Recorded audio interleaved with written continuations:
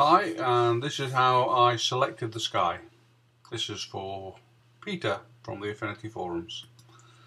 So we select the flood select tool, make sure add is on because we're going to have to add this area as well as add this area.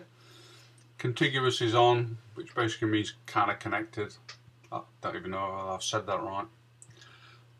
But anyway, so we start up here and we can just drag across until we've got a rough selection, and it's not, I mean, this is a very light blade, very similar to the colour, so it's going to knock it out, and it's also going to select some of the back of the helicopter, but that's fine because we can put all that back.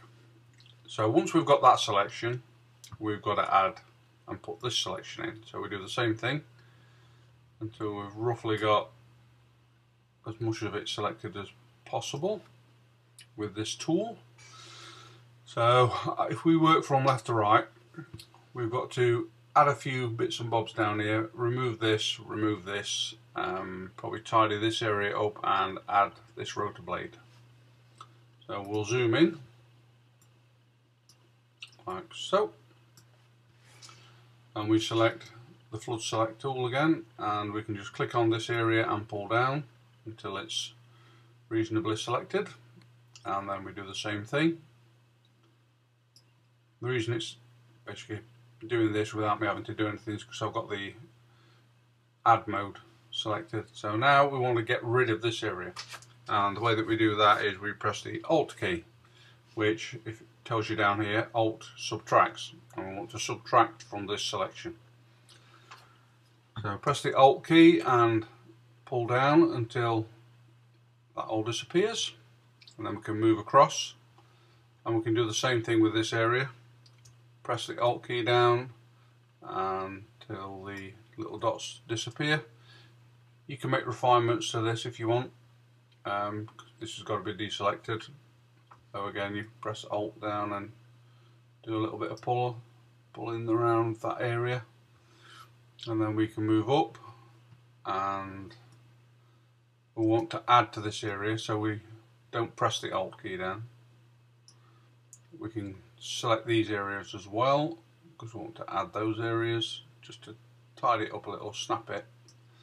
You can also use the selection brush tool to subtract from these areas. So again, with the selection tool on a small size head, you would press the Alt key down and just brush over those areas. Sometimes it's a little bit neater, especially in areas like this. You can also single click. So if you wanted to, say, deselect that area, you just click on it. Oh, actually that looks quite good. Just brush over that area like that. So single click makes a kind of neater job.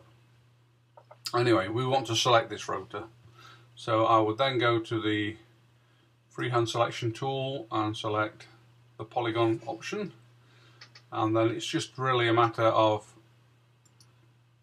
clicking and dragging like so. You can try doing this with the freehand by drawing a line, but the polygon tool will get you where you need to be. If you need to move something over, you can press the space key and move it around, and then release the space key and carry on adding to the selection. Don't need to go down there, so we're adding to the selection.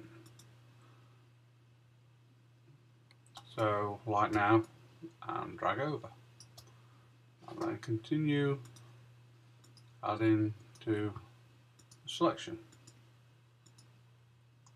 until you get back to the dot, and you click on the dot and it adds it all.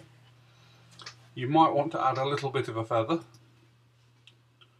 so just a little bit of a feather, not much. That can knock this out, so we need to subtract. So again, you can use the brush selection tool or the polygon tool.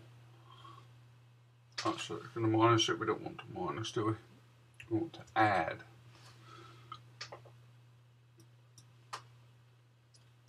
Like so.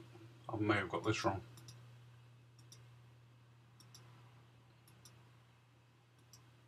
Yeah, we want to subtract. Yeah, I got that wrong.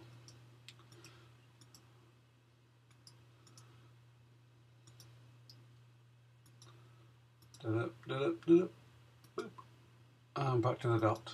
There you go. Alright. You can make a better job than that. So once we've got that selected, so everything is nice and neat and tidy, you've got a little bit of feather on it. It's also knocked that area out, so if we go back to the flood select tool, we can just pull that back in. You can even select these areas if you want to, like so. Then double click on the image to snap it back, and then we can just delete the sky, undo, or you can make edits to it. You can also save selection to a spare channel. So go to the channel there and scroll down and right click on it, and you can do lots of things with the selection that you've created. I'm going to drop a sky in just for the hell of it, because I'm a rebel. Image is sky. What's that one like? Yeah, let's put this one in. Nice soft one. Drag that into the picture. I'm going to zoom out a little because I want to be able to change the size and scale of all of that. So plonk that about there and then drag down. What I'm trying to do is get this line here below this line. Just pull that below there like that, and then we need to drag that layer below so that it goes behind, and deselect that, and then I'm going to double click on that to zoom it back in, make it fit, and then press Command D, Control D on Windows, and basically we have a very nice sky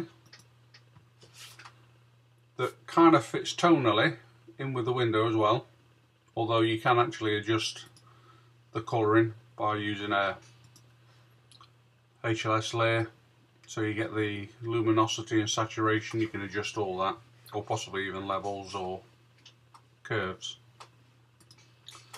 but I've gone for the easy path. That's basically it, and it kind of fits. If I just zoom out a little bit, it looks pretty cool. Hope you enjoyed the tutorial. I hope you learned something, and until the next time.